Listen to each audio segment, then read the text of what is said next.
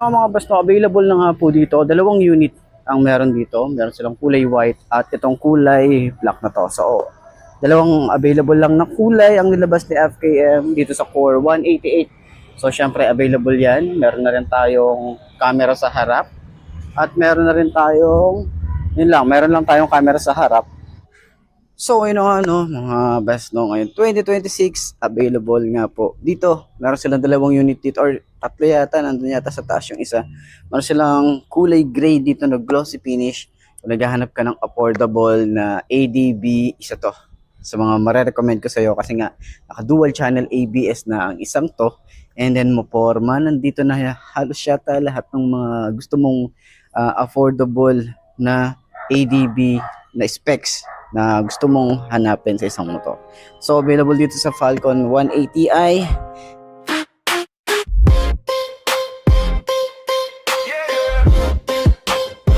Ay Mark Moto Vibes Review mo, let's go.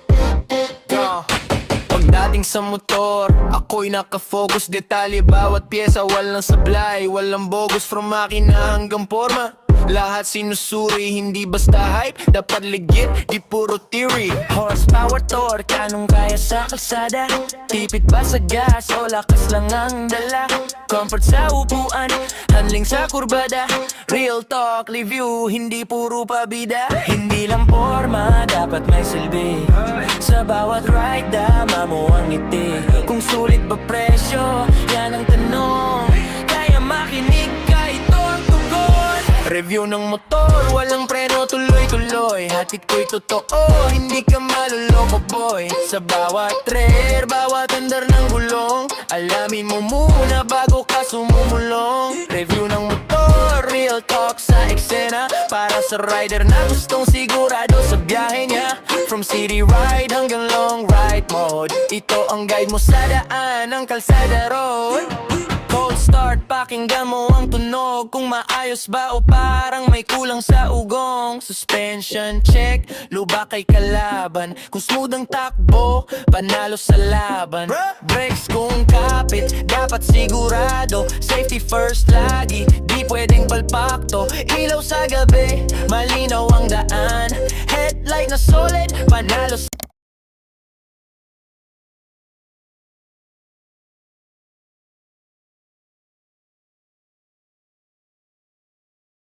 So, available na nga po dito ng Core 188 na kulay black at meron din silang kulay white doon. So, last time sa makina Moto Show o Moto Expo 2026 nakita natin yung kulay white, pero maganda rin pala yung kulay black. Okay, so ikutan na natin to para at least ma-share ko sa inyo ano nga ba ang meron dito sa motorcycle na to. At pangako ko din to sa inyo na kapag nakita natin to, ibablog natin. Let's go, unahin natin dito sa harap. Okay, meron tayong adjustable windshield. Ayan ang itsura niya. Okay, so maganda siguro kung pa-smoke type yung kanyang windshield, pero maganda naman na eh. So adjustable, hinihila lang to. Ayan, hinihila lang yan. Tapos taas baba na yan. Okay, may ano na rin tayo rito, USB charging port. Signal light natin dito, LED na rin. Ayan, so ingat tayo dito, baka masage. And may FKM dito. So minimalist lang yung kanyang decals. Ito lang oh.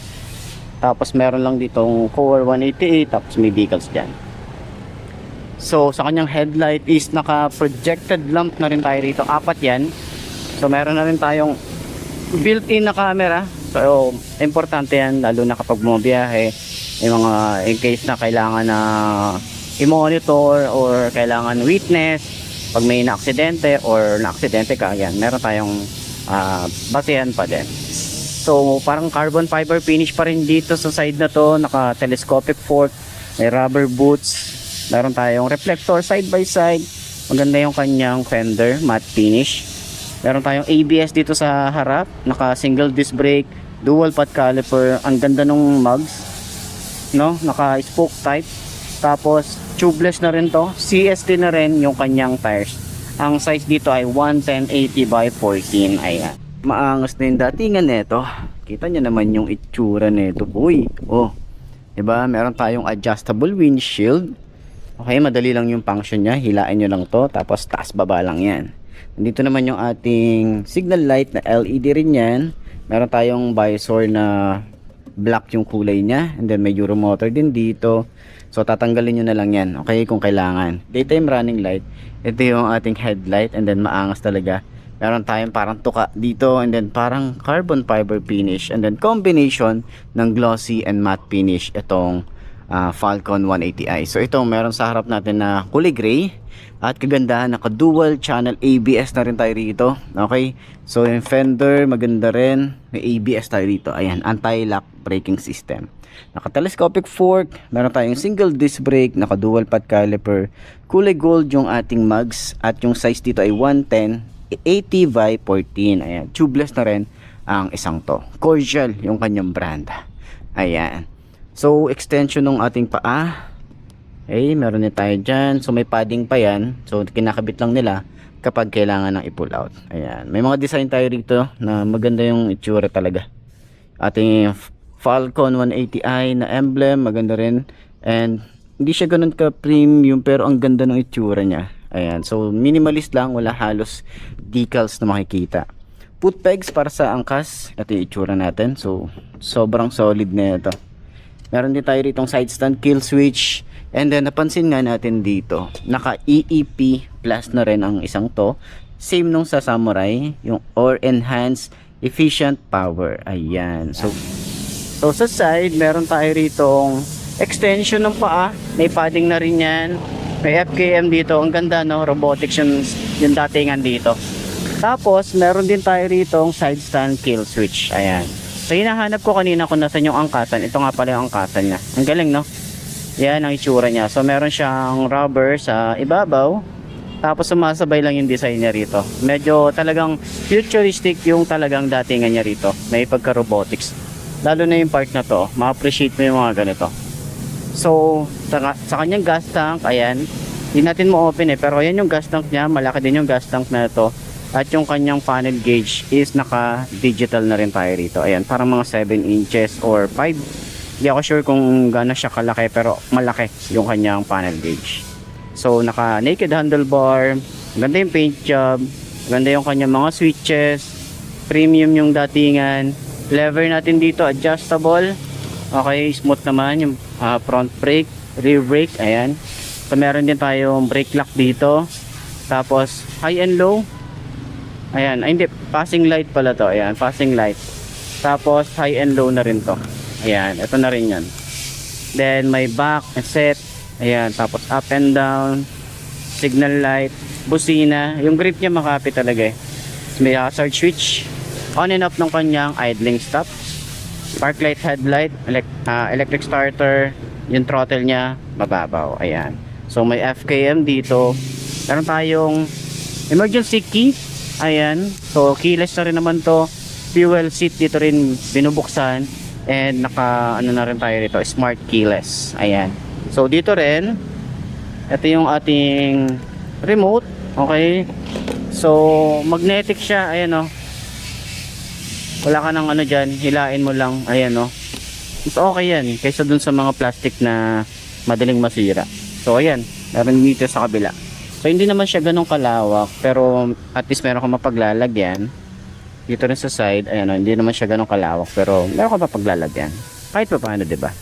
So sa upuan, ayan, sobrang lambot ng upuan niya, pati sa OBR makapal yung foam na ginamit, may mga stitches tayo rito, tapos parang naka hydraulic seat na rin tayo rito na naka 90 degrees. Meron tayong compartment, basic tools, mga side mirror, battery, meron na rin yan. So mas mabilis, mas malakas ang arangkada, mas matipid ang fuel. Yun yung pagkakaintindihan natin dito sa motorcycle na to, kasi same sila, same din sila ng panggilid ni Samurai. Ayan, mas mataas lang yung CC nito, pero same yung itsura ng kanilang panggilid.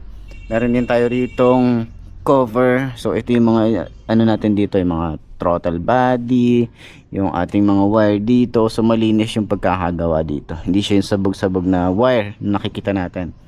So meron tayong fender, maganda rin, naka dual shock, and then may base na rin tayo rito sa kanyang tires. Ang size dito sa likod ay 130/70 by 13, tubeless na rin yan, and then naka single disc brake na rin na may ABS, naka dual pad caliper, and then meron din tayong swing arm dito. Ayan. Radiator, may cover na rin tayo rito, 'di ba? Parang sa samurai lang din yung itsura niya.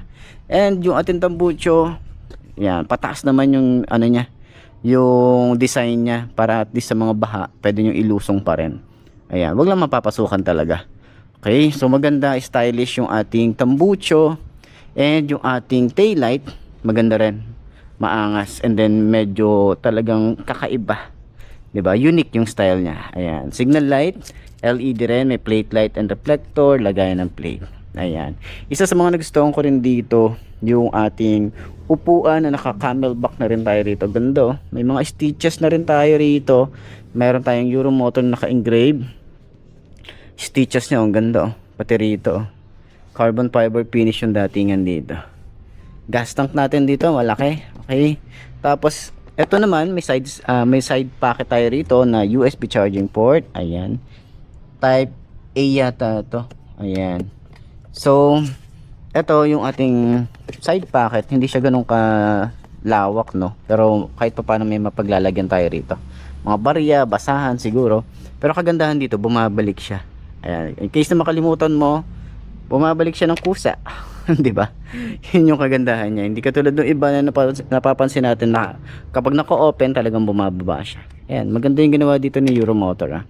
So sa kabila naman, meron tayo ritong keyless. Ito yung remote niya, and then may emergency key.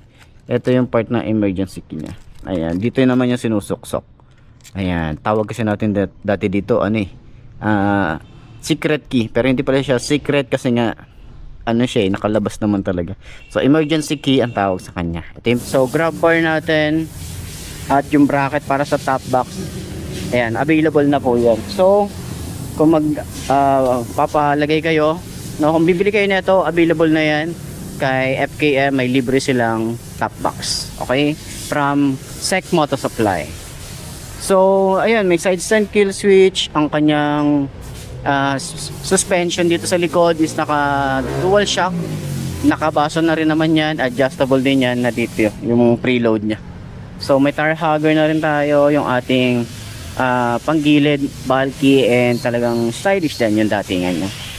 Maganda yung kanyang mugs dito, no? Naka spoke type, and then yung ating tires is CST tires na rin yan, and ang size nito ay 130/70 by 13. Ayan. So sa kanyang taillight, maganda yung taillight niya, LED na rin, park light dito sa sa taas. Tapos may plate light, signal light, ayan, LED, reflector, and then yung fender niya. Nagustuhan din natin dito yung ating tambucho, talagang pataas yung design. May cover na rin yan. Meron na rin cover yung ating radiator, naka liquid cooled na rin ang isang to. Meron din tayo ritong ABS sa likod. Okay, so naka disc brake din tayo dito sa likod at naka single pot caliper. Ayan. So yan yung other side ng motorcycle. So sa lahat ng mga naghahanap ng update para dito sa may FKM Core 188, available na po sila rito. Pwede nyo akong i-comment or pwede nyo akong i-message sa akin Facebook page para at least ma-assist ko kayo, okay, para doon sa mga gustong bumili na ganitong motorcycle. Nice yan. Fuel, ito naman yung seat. So itatapat nyo lang dyan. Okay, yung seat, and then ito yung fuel. Okay, so responsive naman siya. Tapos kagandahan dito sa fuel nya, yung takip, ayan, pag nagpagas tayo, dito natin lalagay. Mayroon siyang lagayan. Okay, ganyan yung purpose nya. Galing, diba? So yan, hindi siya basta-basta malalagyan or mapapasukan ng tubig. Okay, so naka naked handlebar naman tayo rito. Ito yung itsura ng ating mga switches. Meron tayong on and off ng kanyang idling stop or in stop start system. May rin tayo on off ng kanyang headlight and then park light. Electric starter, lever natin dito malapad din. Tapos yung grip makapit, yung throttle mababaw. Sa side naman meron tayong same lang din yung design dito sa lever. Flasher, meron din tayo high and low, hazard switch, signal light, busina. Ayan. So may mga switch din tayo rito. Parang ito ay up and down, left and right. Ito yung ating dash panel.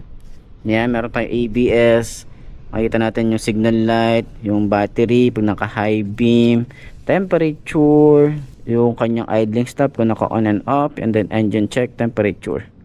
Ayan, yan yung itsura nung ating Falcon 180i ngayon 2026. Baka ito na yung motorcycle na hinihintay mo ngayong dumating na bagong taon. Ito na yung motor na hinihintay mo. Abot kaya? Okay? Sa halagang 129,900, meron ka ng ABS, naka dual channel na yan. Meron din tayong EEP Plus. Okay, so magandang looks, aggressive, and then wala ka na halos idadagdag dito. Accessories siguro, yung top box na lang para at least mas maraming storage yung mailalagay natin. Pero panalo ang isang to, itong Falcon 180i ng Euromotor. Ayos. Basta sa lahat ng mga nagtatanong magkano nga ba ang ganitong motorcycle, ito ay nagkakahalaga ng 168,000 kapag kinuha nyo ng cash. At di ko lang din sure kung available sila sa installment, pero ipapakita ko na lang din dyan sa screen nyo para at least meron tayong reference kapag kumuha tayo ng cash or hulugan, kung meron man. So sa tingin nyo, sulit nga ba ang presyo niya ngayon 2026? Comment nyo naman yan. At para dun sa lahat ng mga nakagamit na ng ganitong motorcycle, baka pwede yung i-share dyan sa comment section. Ano nga ba yung mga nag-experience nyo sa motorcycle ito? Ayos.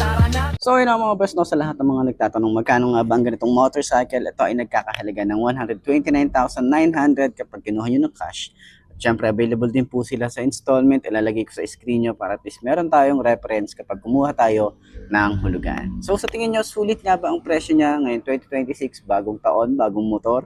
Baka ito na hinahanap mo, di ba?